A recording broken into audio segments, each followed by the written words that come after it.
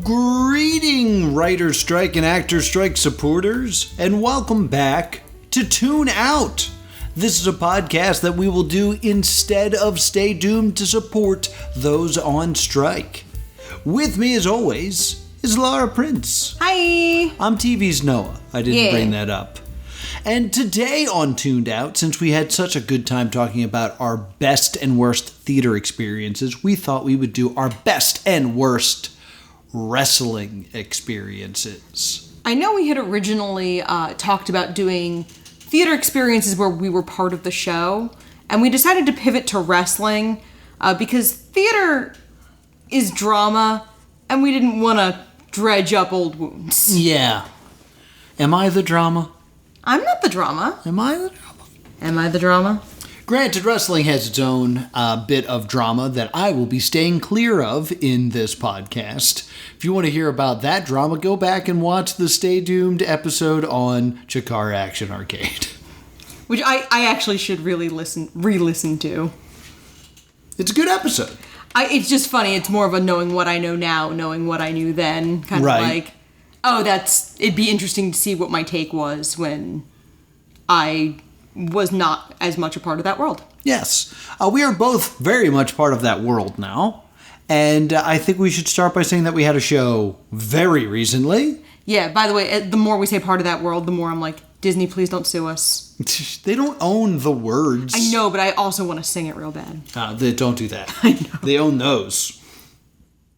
But I think we should start by talking about how we just recently did a show. We did. It was a lot of fun. And it was fantastic. I got to do some wrestling. You which did. is not as frequent for me. I'm usually on the other side of the ropes. And it was the first ever Scott Holiday match. Yes. I mean, Scott Holiday has appeared in a Rumble. Yes, he has. But this is the first one-on-one contest for Mr. Scott Holiday. Fantastic time. We saw one of our grave robbers. Hi, Amos. Yeah, hi, Amos. Thank you so much for coming. And, I felt real good about my match. It was supposed to be a Rhode Island barbed wire match, but a week before the show, the state of New Jersey came down hard on all versions of Extreme Wrestling. It's actually really, really interesting because all of these rules have been on the books since the year 2000. A lot of them appear to have gone into effect August 2001. Right. So these laws are going to be 22 years old, and a lot of them had never been enforced until recently. Yes. So we had to scrap all the barbed wire, and I had myself a Rhode Island no barbed wire match, and the fans were upset. If you're curious about the law, the line seems to be blood. Yes. Nothing pokey. Yeah. I ended up really doing a deep dive through the laws, and I learned a lot of really interesting things. But the legal definition of extreme wrestling in the state of New Jersey appears to be the presence of intentional blood or an activity that could reasonably be assumed to cause bleeding. Yeah. I didn't mean to bleed when I went into that barbed wire. Well, that's what happens when you do that. I love that idea. Like, that was not the plan. I did not plan to bleed. Well, what did you think was going to happen? Yeah. So, I won't spoil it as it will make its way to YouTube at some point. I will say that it was a sporting competition, and I was less than successful in my efforts, but highly recommend you check it out when it makes its way to YouTube on the High Tension Wrestling YouTube channel. So let's get into some stuff that we are more able to talk about. Yes. What do you remember as your first experience with professional wrestling? My first experience with professional wrestling was an episode of Monday Night Raw, because we started dating, and I knew you were tangentially interested in wrestling, but you hid that for like a year. It's interesting you say that, because I remember inviting you to a show that I was ring announcing. And I respectfully declined. Yeah, so it's not like I really hid it, but like I did not include you in my professional wrestling endeavors. I didn't realize it was that you cared about wrestling. I thought it was more of you wanted to take any booking where you had a microphone. Oh, okay. Like, I thought that was the line. Understandable. An understandable assessment of my personality. I mean, you were very much on the grind at that portion of your life. Yeah. So it was an episode of Monday Night Raw, and what do you remember? I remember I had a sign because I made a deal with you, the first of many times in this podcast I will mention shooting my mouth off. Right. I told you I would go to Monday Night Raw if you took me to Disney on Ice. So that is your first interaction with wrestling. Like, you didn't watch it at, like... Oh, you know what? I'm thinking of the first, like...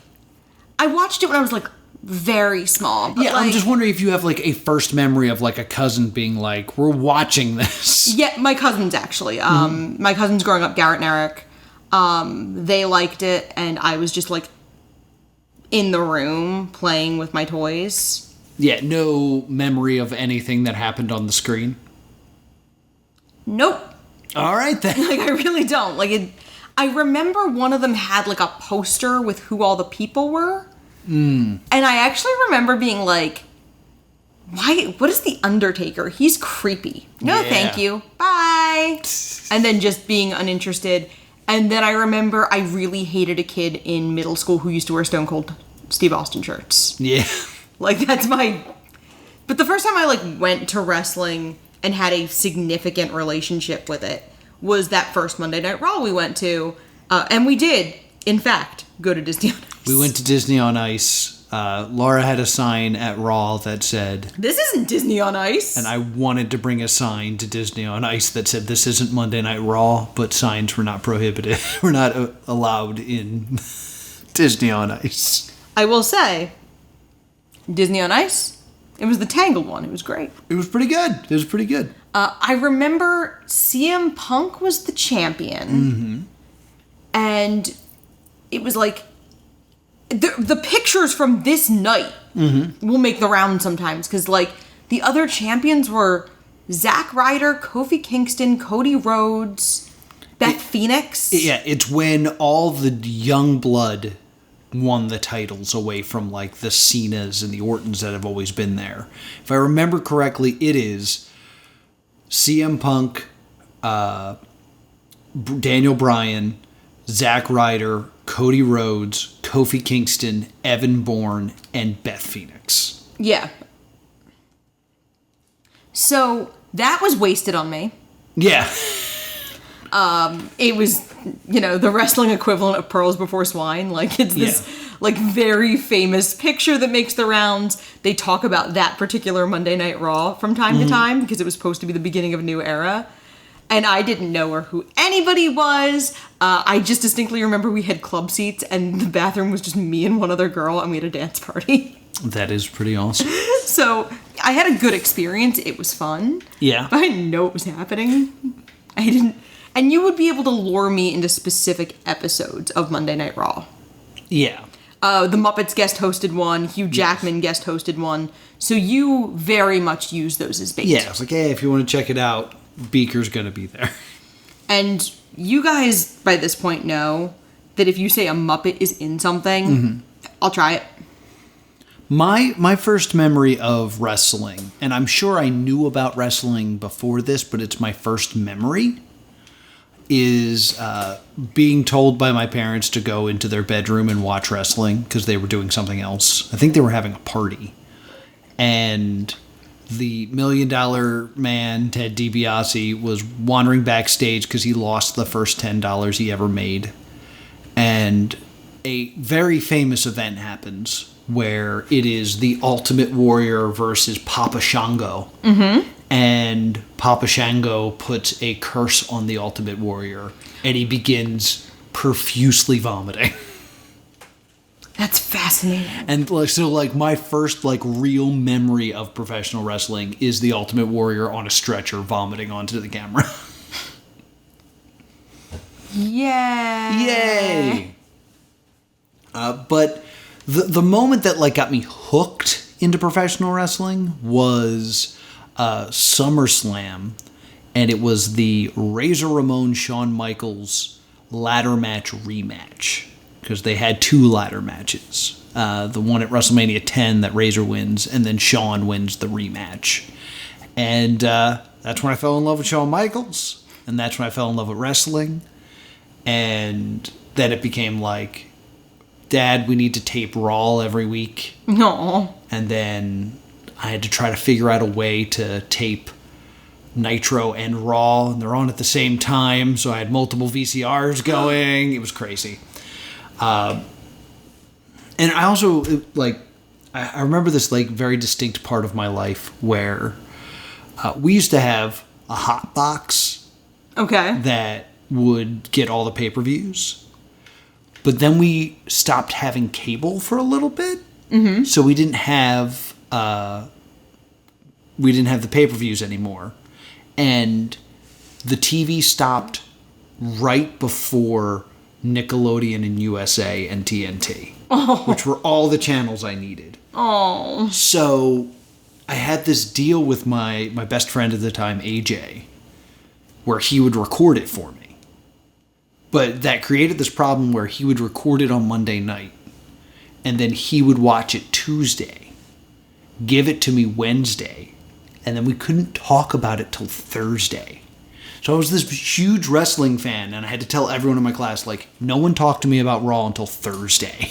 Oh my gosh. Oh, it was frustrating. It was really frustrating. Oh. I also do remember the first show that my dad took me to was canceled. It was like an independent wrestling show, and we showed up. There was a sign on the door saying that it wasn't happening. And I was like, so it's postponed. It's happening later. And my dad was like, no, this is never happening. My first indie show was during the Chikara shutdown. N'est-ce pas?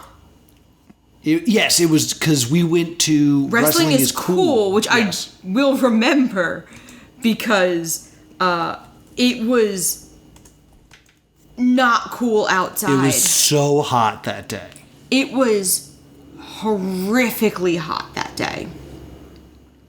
And I'm pulling this up right now. I believe I'm trying to figure out which one of these we went to. We went to Wrestling is Cool Endless Winter. Yes, what an amazing name for a show that took place in like August, yeah. It's almost with no air conditioning. It's legitimately almost 10 years old exactly. Oh wow. And I wanted to pull it up because I didn't really know what I was doing. Mm-hmm. So I'm looking at this card, and like Chuck Taylor is on this. Yeah. He defeats the Lithuanian Snow Troll. Yes. This was during the Chikara shutdown, so Chikara characters. Drew Gulak. You don't know who that is. No, I don't. I really don't. That is Stay Doomed alumnus Jimmy Jacobs. Oh, that's funny. Yeah. Drew Gulak defeated the Estonian Thunder Frog. Yeah, Thunder Frog. And I remember liking the Estonian Thunder Frog. Oh, he was the best. He was a frog with a Thor gimmick, and I understood that. Mm-hmm. Because, like, I was not part of this world. I went with you and our friends Jeff and Jen. Jeff and Jen of the Party of One podcast. Yeah. And I knew this was the one we saw because it's the Osirian Portal and Eddie Kingston. And Eddie Kingston pulled the ultimate heel move by turning off the fans. Yes. That were like the limited airflow in that room. Yeah, he just started like breaking stuff, and he picked up the fan, and everyone there was like, no! Oh, okay. And it was awful. This is also Los Ice Cream had a match, and they gave us free ice cream. Yeah, so which was we cool. didn't die. But that was the first indie show I ever went to, because, like, it was 3 hours of 3 people attempting to patiently explain Chikara to a tangentially interested person. Yeah. Which is possibly a Dante circle of hell. Yeah. For everyone involved.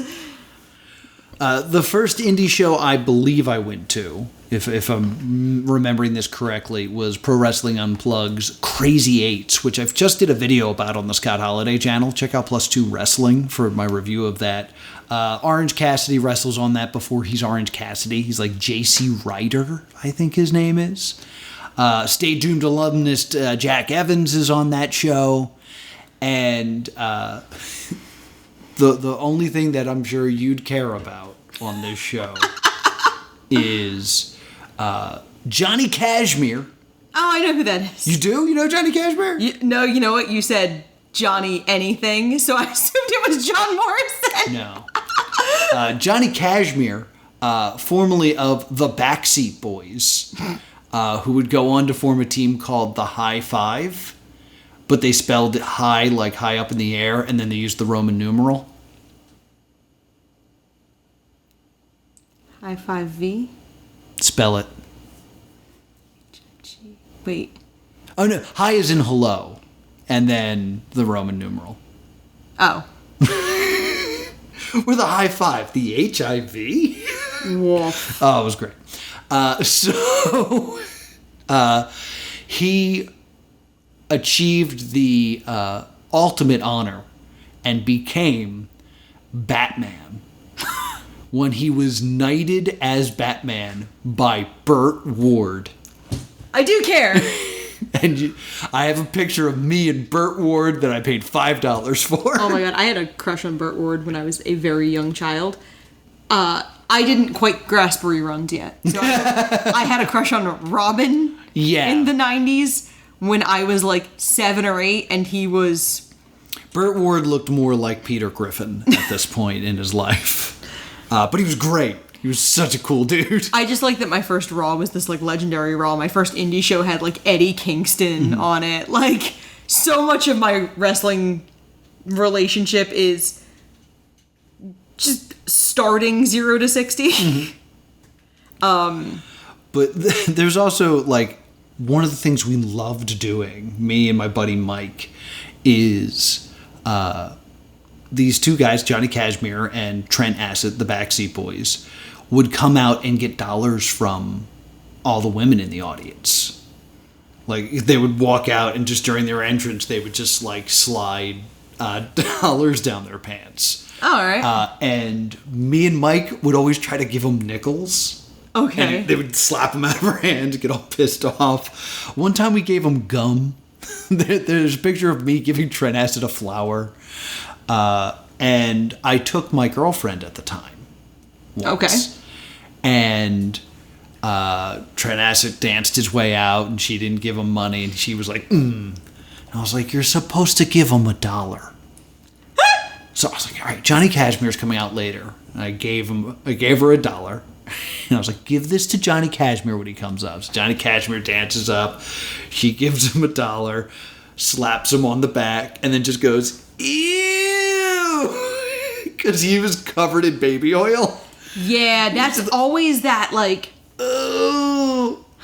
My friends, there's way more baby oil involved than you realize. Oh, yeah. And then I turned to her and I went, you're supposed to kiss him. And she went, what's wrong with you? Why did you bring me here to give dollars to men for me to kiss? And I was like, good point. Indie wrestling is fun. I seemingly was broken way faster. Because I was just like, yep, this is what we're doing. All right. That man has a gift basket. That's our day. Oh, you're talking about smooth sailing Ashley Remington. Yes. Now, who is now Dalton Castle. Dalton Castle, yeah.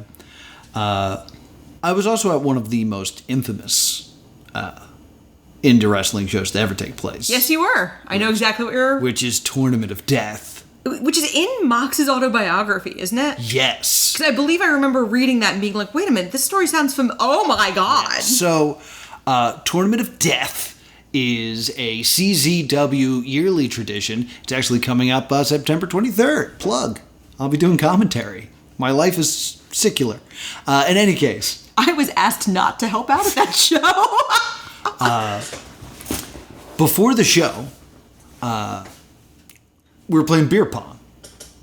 And I was playing beer pong with professional wrestler Pinky Sanchez. Okay. So we're playing beer pong together, and I also have a flask. So as I'm playing beer pong and drinking it from a flask, another guy comes up and goes, is this ultra-violent beer pong? And I went, yeah, there's thumbtacks at the bottom of every cup. And he went, that sounds awful. I'll stick with the flask. And he took my flask, and he took a swig, and gave it back, and walked away. And his name was Jon Moxley. Who, if memory serves, wrestled a dark match on that first Raw I went to. Yes. Because you bunch of awful Philadelphia smarks were chanting Johnny Moxley at him. Because He was Dean Ambrose then. he was wrestling under his WWE name because it was like a dark Yeah. match because he was still in developmental there. And because I don't know how anything works, I thought you were friends. Yeah. He came out and I went, Moxley! And Laura went, your friend! I was like, no, that's not accurate. This begins a long tradition of me assuming anyone Noah points out is his friend that goes on for several years. I will also say I went to a Ring of Honor taping once, and the opening match was Jon Moxley versus Orange Cassidy. That's so funny. Like 15 years ago. That it's just so funny how like small that world can be. Yeah, I mean, like, when I was working for one of the first companies I was working for was a company called DWF Loco. And every show we had, like, a legend. So I ring announced for Nikolai Volkov. Oh, that's wild. And Greg the Hammer Valentine was there. I refereed a match for the Patriot. Like, it's very like, the story I always tell, and it's weird that it's taken this long for me to get to the story I always tell, is the story of Dangerous Women of Wrestling. Mm-hmm. I had a friend, his name's Corey Castle, who trained me to be a referee. And he was just like, the main thing is to always say that you know what you're doing. I was like, all right. So he took me to a show. Somebody saw me at that show, booked me on their show. Someone saw me on that, booked me at this Dangerous Women of Wrestling show. So I ended up reffing the main event in the ECW Arena in Philadelphia. And it was a match between Missy Sampson or Missy Samsonite. I always get that confused. Okay. And she was supposed to fight Candy, who was the champion at the time. But instead, she beat up Commissioner Greg the Cripple. That is his name. Woof. Which caused WWE wrestlers, one-legged wrestler, Zach Gowen, to jump into the ring. So I refereed Zach Gowen versus Missy Samsonite, in which there was interference from The Smoke, who is a cosplayer now, who basically just did The Rock's gimmick, but he was The Smoke. I got beaten up. G.I. Ho slid into the ring for the assist. Zach Gowen hit a moonsault. I counted the 1, 2, 3 and raised his hand. And a month later, there was a picture of me in a Mexican wrestling magazine someone sent me. And I was like, that's weird. This is my third show ever. And that's just me in a magazine. I mean, I feel really that weird. because I feel like everything in my world has been way too far, way too fast. Oh, yeah. Because later we would go to a Chikara show. We went to Top Banana Yes. at the ECW Arena. I have Cage Match open so I can pull up the cards for events I attended. Okay. Because I have no idea what I'm doing. But I remember talking to one of the referees, Larry Pierce, at that show. And he was like, I've been refereeing for 15 years. This is my first time in the ECW Arena. And I was like, it's my third show. Whoops. Corey always said to me, the amount of luck I have in wrestling, that if I bothered to try, I could be a superstar. Yeah, because I find it very interesting to see the cards of events I attend. Yeah, what do you got up? I had Top Banana up because I was like, I was here for this. Mm-hmm. Some good stuff at that show. That was Fire Ant versus Army Ant, or Soldier Ant, rather. Yeah. Which was Orange Cassidy versus Drew Gulak. I didn't know that, because Drew Gulak, I feel like, he's also in the Gentleman's Club with Chuck Taylor and Orange Cassidy. Yes. It's really interesting to look at this. One, to look at how many people are on, like, who are on this show, like, 3 or 4 times. Mm-hmm. The cast was apparently much smaller than I realized. Because that's when Fire Ant climbed one of the posts and dove off, taking out Soldier Ant and a bunch of security guards, including a very young Crummels and Defarge. Aww. We're going to eventually have those where I start going, aw, because somebody I know. Yeah, it's the wrestling world is so strange and small, and God, I love the wrestling world. Wrestling's great. I legitimately, so do we want to talk about how I started? Like how I actually ended up... I've been talking a lot. How I ended up crossing the line? Yeah. Not talking about TNA just then. So, not the first cosplay pro wrestling show, which was in New Jersey, but the second was in the Too Many Games convention. Mm-hmm. And I want to see something. There's no way it's on there. It's not on Cage Match. Okay, I was about to say, there's no way this is on there. It's not. It would have been cool. But it was... I knew that you always need help at shows. Yeah. This is a trait that is going to come back to haunt me. Mm-hmm. In every conceivable fashion. Like, this is... yours is luck, mine is... Well, they always need help. Yeah. So I wore black jeans and a black top to, like, help out. And I was running gimmicks. Yeah.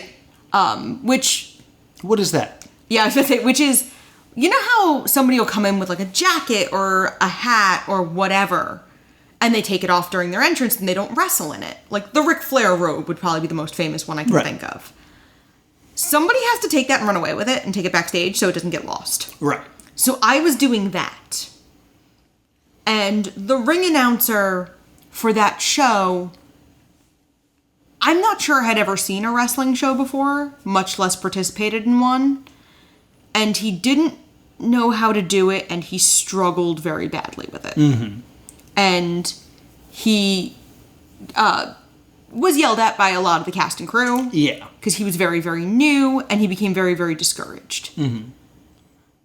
And then somebody, I think it was you, because I think it's always you, go, well, there was some talk about there needing to be a GM character. Like, somebody should be, like, in charge. Who would be in charge of, like, a Nintendo-themed wrestling company? And then Mike said, like, Princess Peach, maybe? And you went, well, my girlfriend's blonde. Mm-hmm. Well, the first thing you did for CPW was running gimmicks. Well, in a character. I managed the Mario Brothers. And because Donkey Kong was the ring announcer of that show. Yes. And this was back when I was in charge of editing and producing the commentary for them. And I think just me and Jeff kept saying it on commentary. Like, there's the Lord and Sovereign of CPW, Princess Peach, so we made it canon. Yes. Because you're lovely. Yes. So then I became the GM. And that's what happened. Yeah. And so many amazing experiences came from that. I knew when we discussed doing this episode, I was like, we're both going to talk about Anime Next. Yeah. This was when Anime Next was in the Atlantic City Convention Center. And It reminds me of, this is going to be a poll for, this is going to be a thing I shouldn't know. When WCW did the Mall of America show, where people were on levels. Yeah. It was that. Right. There's a picture that I have to look for that somebody took of me from behind. And over my shoulder, you can see a sea of people. Mm-hmm. And I love that picture because it's incredibly humbling. And our good friend, Kimberly Spirit, also was more or less debuting with this company. And I remember you telling her not to get used to this. Yeah, this is not what wrestling is, kid. Because, like, it was probably 400 people. Easily. Like, it was insane. Because that is the show that I had my first ever singles match. This is the show that I wrestle Uncle Yo, which you can see in full over on the CPW Wrestling YouTube channel, the Cosplay Pro Wrestling channel. And what I remember is when I walked out, I usually walk out screaming, but this I walked out very slow because one, I had the realization that how lucky I was, because this is my first match, my first singles match ever in front of a live crowd. Most people's first wrestling matches in front of a live crowd is for like 8 people. Yeah. Mine was in front of 400 rabid fans booing me because I was Giovanni from Pokemon. And I'm the vet in this because I've actually had a match before this. Uncle Yo has never had a match. And you were training at this point. Yes. If I recall correctly, yes. No, where am I in my training at this point? This might be before I'm training at Chikara. And this might just be my Corey Castle training. Because I know because that's important. You have had actual training. Yes. I've trained for years. I have not. I have not. I have been hit a couple times. Mm-hmm. I cannot hit, and I can't hit people. Yeah. I actually don't like even doing stage combat because I don't like hurting people. Because I am soft and weak. But yeah, it's just bananas. So I'm having that moment, and also because I'm realizing like I'm the vet in this and I have to do this right, but there's all these people here. I'm telling myself over and over again, remember what this looks like. Because I'm just trying to like take all these people in, because it's just like the ring is surrounded by people, and then there's like the next level up surrounded by people, and the next level up surrounded by people. And as much as I tried to take it in, I cannot recall that memory. The memory of like looking up and seeing all the people, it's not stored. Because I'm just going, remember this! Oh, I have that. Like, I have that show very much committed to memory. Because I had been working with the company for a little while, because I eventually did become the ring announcer. Pretty much 2 shows after I started. Because you said there was a couple shows where Donkey Kong was the ring announcer. I feel like it was only the one outdoor show. Yes, because I know I managed while ring announcing a few times. Yeah. Me doing multiple things at the same time will also become, weirdly, a trend. Yeah. So I do remember having that moment of like, this is cool. I think I like this. Mm-hmm. And then that was a moment where I was like, uh-oh. Oh, no, I like it. I was like, oh, no. Because it's something in my current iteration of wrestling that I kept under my hat for quite a lot of time. Like, I think I told people, like, in the last couple of days. Like, I told a couple people that I have years of experience ring announcing that I just kind of hid for a while. Yeah. In High Tension Wrestling, I came in as a stage manager and never really brought up that I had experience doing anything else for a long time. Well, when I started working for Chikara, I never mentioned DWF, because DWF used to be like, Chikara is the enemy. So, like, this was me crossing the line when I went into Chikara. So anytime anyone was like, have you done this before? I was like, no, I'm just naturally really good at this. Also, when I came to Chikara, everyone thought I was 20. Which is great. I wish I had more, like, I don't have a lot of fun Chikara stories to really share. Like, I had some good matches as Nighthawk, but nothing of note to really bring up. Really? And, like, the stuff I did as Scott was fun. Like, I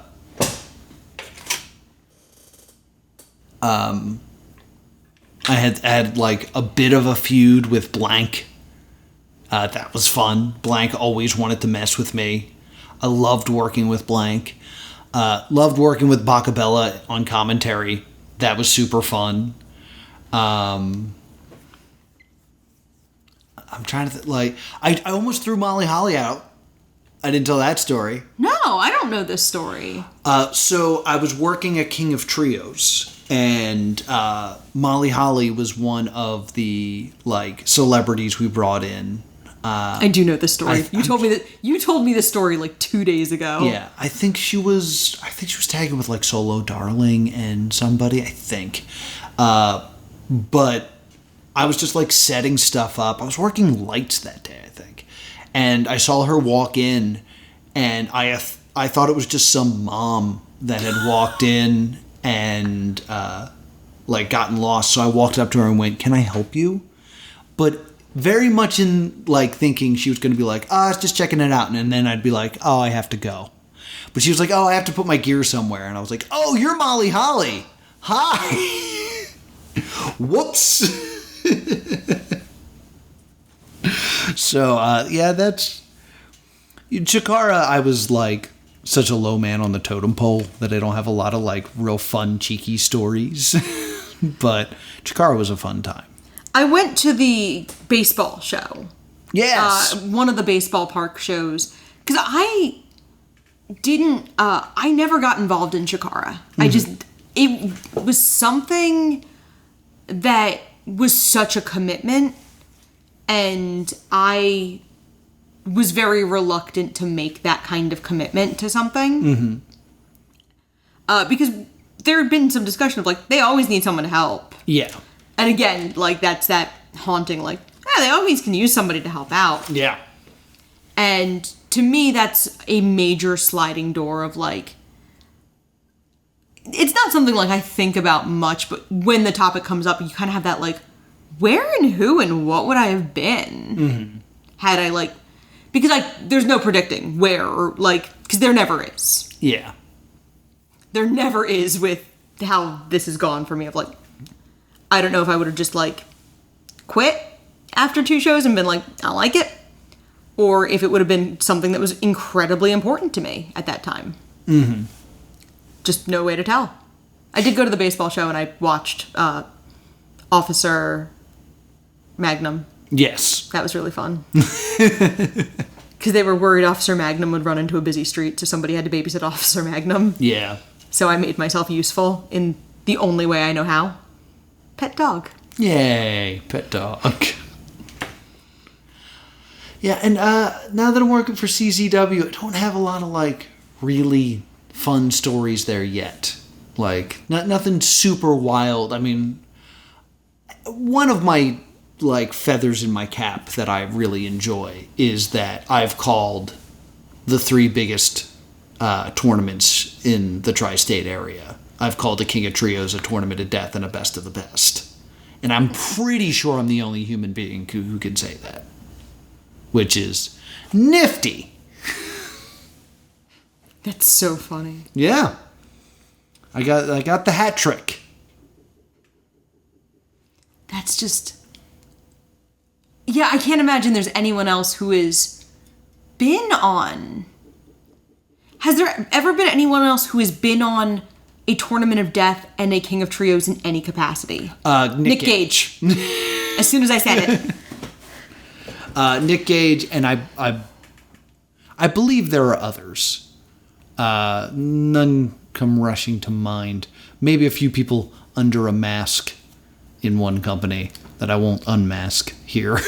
But Nick Gage 100% did. Yeah, as soon as I said Nick Gage, as soon as I said no one had done it, I was like, wait a minute. Because Because I remember being bewildered that Nick Gage was going to be on a King of Trios. Nick Gage was amazing. Because Nick Gage, the first time I met him, he ran up to me and he went, "Whoa, you really clean up nicely." And I was like, "Oh, thanks." And then I ran into a friend of mine. He was like, "Yeah, I'm driving Nick Gage around." I was like, "He thought you were me." Oh, all nerds look alike to Nick Gage. Yeah. Nick Gage, despite his shortcomings of being a bank robber, super cool guy. Love that. Really enjoyed my time with Nick Gage. That's wild. Yeah. Yeah, I can't say that I've come across too many, like, jerks in wrestling. Like, not too many, like, super bad egos. I know Scott Steiner didn't want to get driven around. So he was like, I'll drive my own car. Scott Steiner. It's like, all right, okay, sir. But yeah, everyone I've talked to has been, like, cool. I think most of the time when I've run across someone who has been an issue in my capacity of, like, working backstage or as a ring announcer, it's never anyone whose name would be droppable. Yeah. Because they're not somebody whose name would be known, if that makes sense. Well, who's the biggest person you worked with? Colt? Yeah, and I have nothing bad to say about Colt Cabana. Yeah. Like, he was absolutely lovely. Felt really bad because he got chopped by his tag partner in a match. Yeah. And he just looked at me and went, "Why did she chop me?" And I was like, "I don't know." So you know what you should have done in that moment? Chopped him? Chopped him. I don't know how. Everyone. That's funny because you and I both know I don't know how to chop somebody. Like, I know it's probably theoretically super easy. Oh, yeah. But we know I don't know how to do that. Do you want me to teach you how to chop? And Okay. Chop me in the chest. So it's all about just holding your hand in like a cup. Okay. Because like what you want is you want a lot of air in between where you're hitting. Because watch, if I just clap, right? But then if I cup it, it sounds a little bit more impactful. Oh, okay. I was trying to put... Well, hold one hand straight like it's your chest. Don't cup them both. Guys, I'm not a wrestler. I have a lot. Okay, I don't know if this is going to happen. I really need to point out that this was not a pour one out podcast. Like, this is just how it's functioning stone cold sober. Yeah. Yeah. I feel so Did stupid. you want to chop my chest? Sure. I'm coming to you. All right. So you want to do it right there. Oh! I feel bad. That was good. See, I don't like even pretend hitting people, which I know is stupid. See, my favorite thing about chops is like they're the easiest thing to do because you just hit someone in the chest real hard. Like a wrestling punch, you need to like know how to do. But chops, you can just throw chops. And you never throw chops in a rumble because then they get real mad. Really? Oh, people hate getting chopped. Like I've been at shows where someone has been chopped and they're quickly grabbed and told like, you will not be chopping me. Interesting. I did not know that. Yeah, I've worked for a few companies. When I say that I've like no one that I've worked with is a jerk, I'm talking about like the named people. I could tell you a bunch of jerks of people you've never heard of. That's exactly what I said. Like, anyone who I've worked with who's been difficult, it's not salacious because they're not somebody whose name would matter. Yeah. There was a show that I worked where the veteran was fighting the new young champion, and the champion started to call the match, and the veteran didn't care for that, so he put him in a Boston Crab and made him tap and won the title when he wasn't supposed to. Yeah, that stuff happens. Yeah, what is the what like have you ever been in a show where like a clear audible was called? Let's see where a clear audible was called. I mean, I never finished the Tournament of Death story. No, I started to tell it because I ended it on the Moxley part. But the end of that was Thumbtack Jack versus Nick Gage in a 1,000 light tube match. And Nick Gage went through some light tubes and cut an artery under his arm and died. He did, and we're not like exaggerating. If you look at the history of that event, he literally died. Yeah, he went backstage and was like, someone glue my arm shut. And they were like, I got to get back out there. And they're like, you're not going back out there. And he's like, then I want to cut a promo. And he starts cutting a promo where he's like, I'm just going to kill everybody. I'm Nick Gage. Don't fucking touch me. And the girl's like, I'm sewing you shut. And he's like, I'm cutting a promo. I'm sorry. Yeah, I'm going to kill everyone. I'm Nick Gage. And then he loses enough blood that he technically is dead. And the place that this took place at an outside show, didn't have a large enough driveway for an ambulance. So a helicopter landed. So I am there at the helicopter. Yeah, what a time. That'll be a Scott show someday. I have so much sympathy for. I'm trying to glue your arm together, girl, because that's one of those tag yourself. And I'm like, oh god, that would be where I'd be in my life. Yeah. What I ended up seeing is Thumbtack Jack went like looking for Nick Gage and came back fighting John Moxley, and then a rumble started. And I think Zandig won, and then they were like, I'm not going to put myself over on my own company. I believe the actual words he said. And they gave the trophy to Thumbtack Jack. All right. Yeah. Cool. So that's the biggest audible that I can remember being called. Yeah, I mean, that's a huge audible. I know one of the Colt Cabana matches that I was at, I was supposed to be doing commentary, but I think like commentary wasn't working, so I was just watching the show. He showed up late and just like made it up in the ring, and it was incredible. So I guess that could count as an audible. Colt Cabana's really good. He's really good at wrestling. He was a really lovely person to work with. I've only worked with him very, very briefly, but he was lovely. Yeah, I bought two of his documentaries, which I highly recommend, the Road Diaries. The first one is him and Daniel Bryan right before he goes to WWE, or Bryan Danielson, excuse me. The second one is him, Luke Gallows, and the artist formerly known as Domino of Deuce and Domino, Sim Snuka, on the roads. Very cool documentaries. Trying to think if there's any other like big thing that I guess we should talk about meeting CM Punk. Sure, if you want.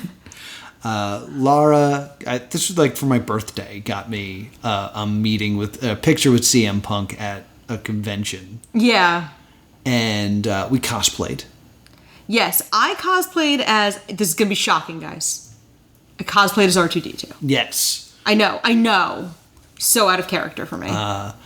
And I was Dagobah Luke Skywalker, which, now that I just realized it, I'm actually wearing the Luke Skywalker pants right now. They're zip-off shorts because it's laundry day. But we got to meet CM Punk, and it's like, don't expect to talk to him. Like, it's going to be in, take the picture, leave. And I was like, okay, that's fine. No bags, so I couldn't take my backpack with Yoda in it with me. So now I'm just a guy in a gray tank top. And when I'm dressed as R2-D2, I'm not wearing a trash can. I'm wearing a little white dress that I've, like, gotten the blue stripes on, and I did a red lip, and I have, like, a headband, and I made little gauntlets to be the blue stripes up his arm, that are, like, free moving gauntlets, like, they're not part of the dress.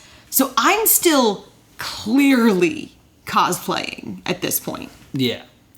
So we walked in, and I remember his handler going, "Look, Punk, R2D2." And Punk, who was like seated in a chair, And over it. was like, "Oh, R2D2. Why aren't you C3PO?" And I was like, "Well, I'm Luke Skywalker." And he went, "That's a bullshit Luke Skywalker costume." Click, thank you. And I was like, I got trashed on by CM Punk. And then he called the Young Bucks counterfeit Bucks and called Hangman a coward. And then he ate a muffin. And Hangman's like my favorite, so Yeah. don't let That might have been years later, but that did Yeah, eventually this happen. was a very long time ago. He was champion. He had the title. in that Yeah, picture. like this was quite... That was during the summer of in Punk. WWE. Yeah. Yeah, he was WWE champion at the time. It's actually the convention that they use in the CM Punk Best in the World documentary. Is it? So if you watch that documentary, you could see friends of ours in cosplay. Oh, that's wild. Because it's that convention, yeah. I genuinely didn't know that. Yeah. So yeah, we met CM Punk. I'm trying to think if there's anything else that we like especially need to talk about. We didn't talk about Kaiju Big Battle yet. I guess we should talk about Kaiju. You're gonna have to drive the bus in that one. So Kaiju The Big last Battle. Kaiju Big Battle show I was at, I was dealing with a lot of personal issues, so I don't actually remember the show itself all that well. I mean, there's not a lot to say. It's monsters wrestling, and it's great. But I believe Vlad Radnoff was ring announcing. Yes, I Because forget. he's a friend. I think he was like Hippopotamus Jones or something. It was something hippo related. I thought he was Vlad Radnoff in that. No, because I started chanting Vlad at him, and he was like, no. That is not my character here. But it is Wrestling Monsters. It was briefly on G4. And all their matches are like very silly. Like they had a Australian rules match, which means you had to be pinned on your stomach instead of your back.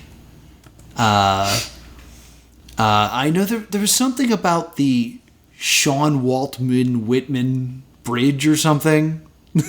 Yeah. And they had a big bridge, but they put like cardboard buildings in the ring. Or actually what they do is they make the audience really big so that we can properly enjoy it, because they are actually kaijus and those are actually buildings that are being destroyed. Yes. And at the show, they asked for volunteers. And I volunteered. And I got picked. And I played musical chairs with like 4 8-year-olds. That's right, because they wanted you to do it because you were playing. I was smartened up and I knew to let the kids win. So like the first time they stopped the music, I just like fell and took a bump. Yeah. Yeah, good times at the Kaiju Big Battle. But I did enjoy the Kaiju Big Battle shows I went to. I've been to like 2 or 3 and I really enjoyed them.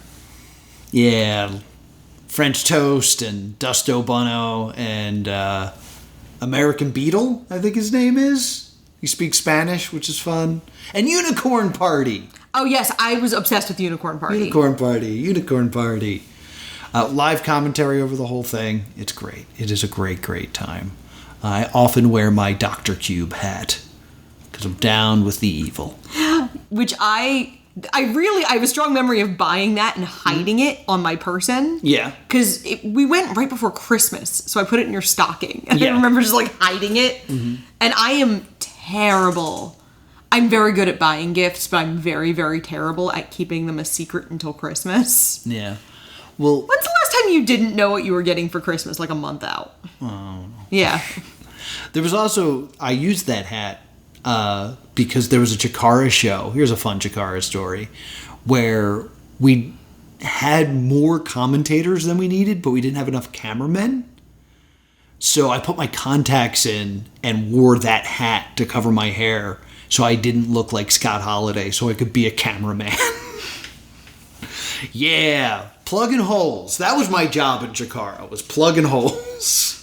Keeping the ship from sinking. I did a terrible job overall. So I think that's enough. I think enough discussion of professional wrestling. If it's not enough, then you can go back and check out our episode on Chikara Action Arcade or our episode on Wrestling Society X or Legends of Wrestling. Don't listen to that one. That one's not as great. I am asleep at the switch on that one. You were asleep when we watched it. I did. It's one of the only Stay Doomed properties I could not keep myself. I believe we were 2 matches in and you were just like, you're doing most of the heavy lifting this episode. Like you decided, not really going to pay attention to this. Yeah.